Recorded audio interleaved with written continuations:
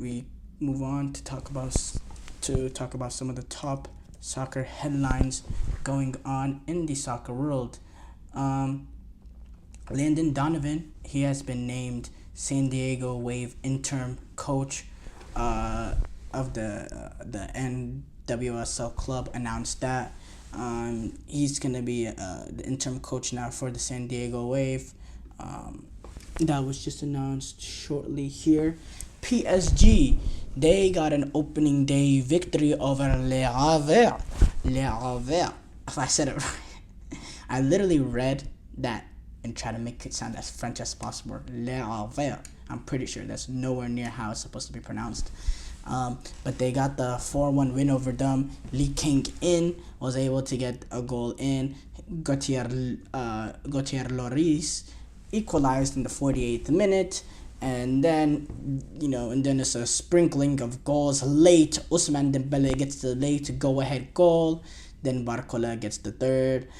In the 80s, Dembele gets the goal in the 84th. Barcola gets the goal in the 86th, and then a penalty in the 90th minute. Yes, it finished 4-1, but that's just deceiving. It was 1-1 for 84 minutes or so. The last three goals was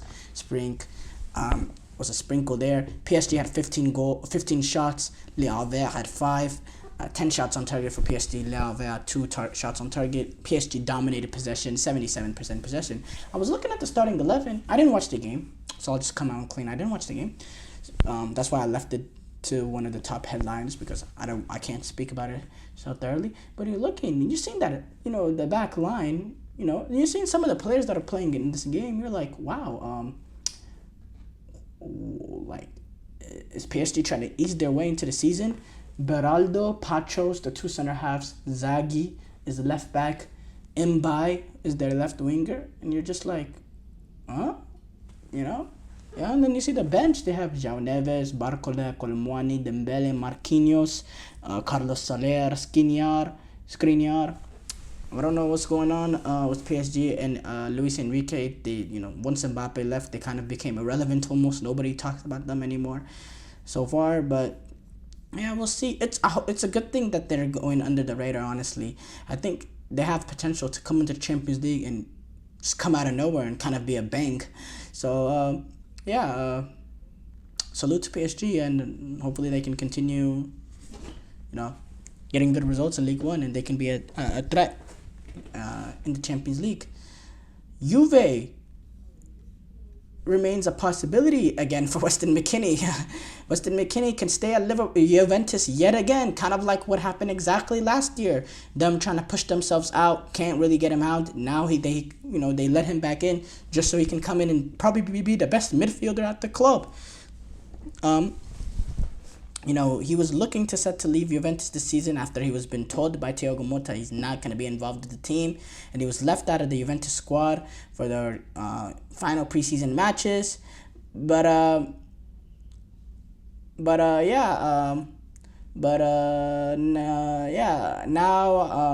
and it looked very likely that McKennie would leave Juventus when Fiorentina wanted him. But with after talks with Thiago Motta this week, McKennie, he's going to be back in the mix, and he's potentially going to be in the matchday squad for Monday's, from Juventus's Monday's match against Como in Serie A. Como playing their campaign now, being managed by Cesc Fabregas. So that's strange, but again, nothing that I expect. That's just Juventus is weird, man.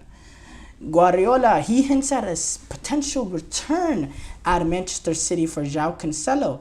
João Cancelo, he was gone in a shocking manner in this past January in 2023, and he joined Bayern Munich on loan. There was some issues in terms of him and Guardiola. We know the spat and all that. Barcelona, they want to now, and then now he was later on loaned to Barcelona. Now he's went back to Manchester City, and Barcelona, they want to re-sign Cancelo on loan. But but it's not going through. Has not went through. Has not materialized. Now Cancelo has been back at a City, and he's training. Guardiola told in a news conference. He said he's training with us. We will see. Maybe stay. Maybe go on loan. I don't know yet. He's training with us, behaving really well in the training session. He loves to play football. We will see. And then when he was asked if he could play for Manchester City again, he said it can happen. Yeah. So that's interesting there. When speaking about their relationship, he said, in training, we say hello and talk about what's going to happen. It depends on his agents and the club.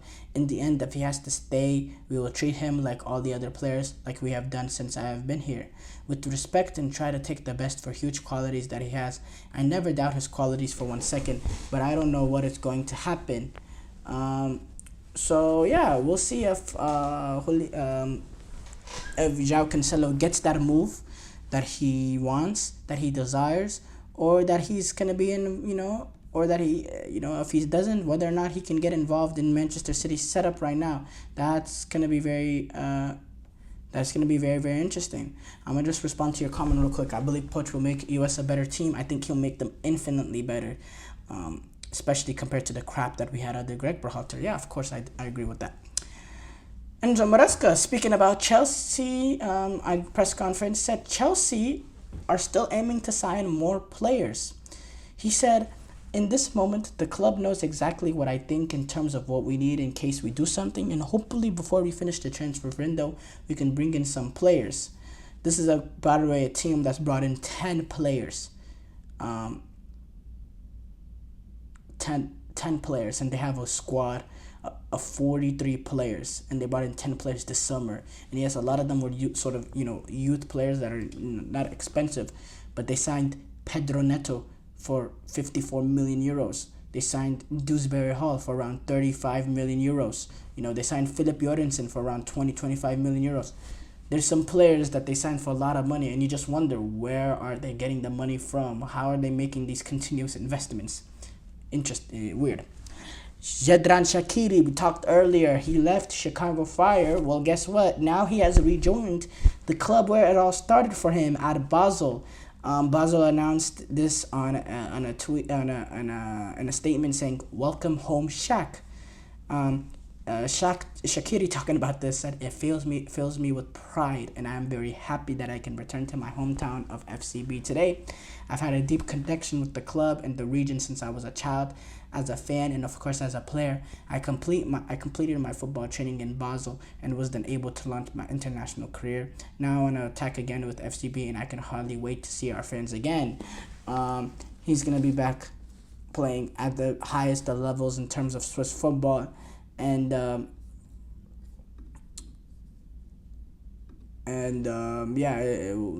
it's good to see him back in Europe. It's good to see him back in Europe.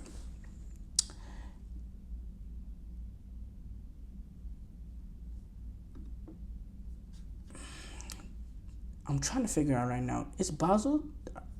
Yeah, they are in the Champions League. So it's also a great thing for us because we get to see Xherdan Shaqiri back in the Champions League. Oh no, they're not playing in the Champions League actually. So never mind. I don't know what they finished in the Swiss League last year. I know generally they're always at the top, so surprising there. Thank you guys for tuning into the GSMC Soccer Podcast presented by the GSMC Sports Network. Your support means a lot to us, so please remember to subscribe to the show and leave a positive review. It really does make a difference. We also invite you to follow us on Facebook, Twitter, TikTok, and Instagram for more content and updates. So thank you once again, and have a wonderful, wonderful day.